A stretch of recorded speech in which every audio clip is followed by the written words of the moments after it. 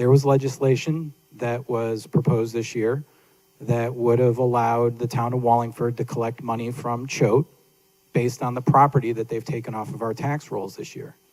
3 of us wrote letters of support. The rest of us didn't. The mayor didn't support that legislation, and it died. Now, I bring that up because while we're talking about like 22.5 thousand times 50% times the reduction in students, I live in the areas of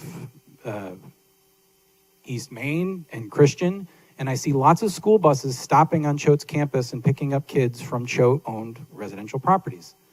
Now, I said this before when we talked about the bridge. I said this before in other respects. Choate is a beautiful campus. Choate is a great neighbor, and they are a great partner in our town. However, they've got kids that go to our schools that they don't pay for, A. And let's just pretend that that's 10.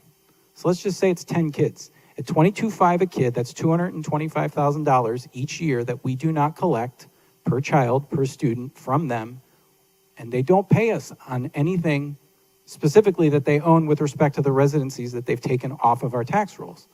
Now, I know this isn't about that at this moment, but I want to point that out, that there's an example of revenue that we choose to not support in being collected, nor do we choose to approach in other manners or suggested arrangements that could be put in place that would have a regular revenue stream coming into the town. The problem we have overall is our grand list isn't growing. And if it's not gonna keep growing at a pace that outpaces inflation, we're gonna have this problem every year. So we need to start thinking about new sources of revenue.